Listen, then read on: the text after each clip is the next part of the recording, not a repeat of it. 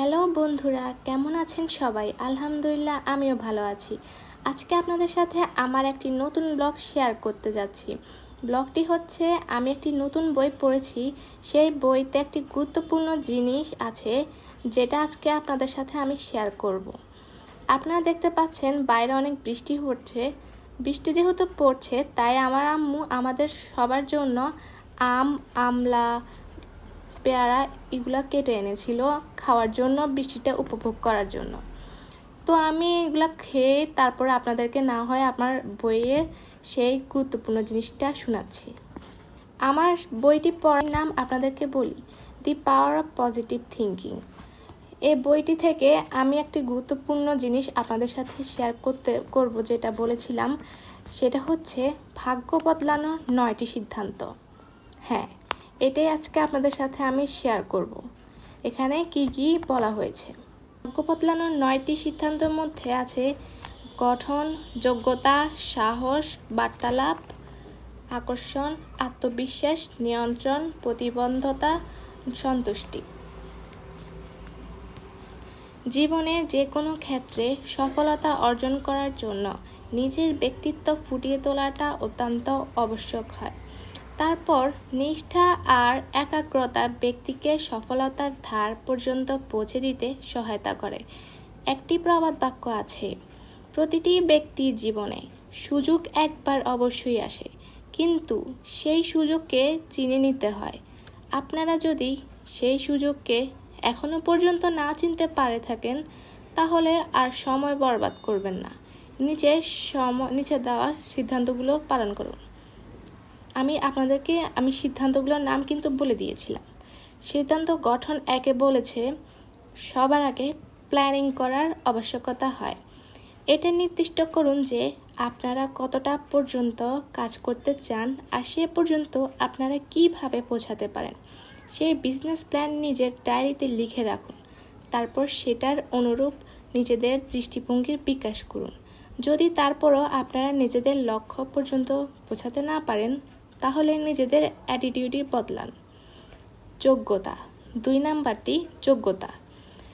আপনাদের এমনটা মনে হয় যে আপনারা সব কিছু করতে পারেন, অর্থাৎ আপনারা চিত্রকরও হতে পারেন আর গায়কও হতে পারেন, যার ফলে আপনারা এটা বুঝে উঠতে পারেন না যে আপনাদের ঠিক কোন ক্ষেত্রে বেছে নেওয়া উচিত আর কোন দিক এগোনো উচিত। এমন পরিস্থিতিতে নিজেদের গুরুত্বর পরামর্শ অবশ্যই নিন। আপনার যদি কোনো বিশেষ ক্ষেত্রে দিকে যাওয়ার ব্যাপারে মনস্থির করে নেন, তাহলে প্রথমে সেই ক্ষেত্রের ব্যাপারে তথ্য অবশ্যই সংগ্রহ করুন, তারপর এগোন। এটা সত্য যে কোনো ক্ষেত্রে প্রবেশ করার আগে অনেক বাধা বিপত্তি আসবে, কিন্তু আপনারা প্রশিক্ষণ, শিক্ষা আর যোগ্যতা ধারা সেই সব বাধা বিপত্তি পার করতে পারেন। 3 নাম্বার হচ্ছে সাহস।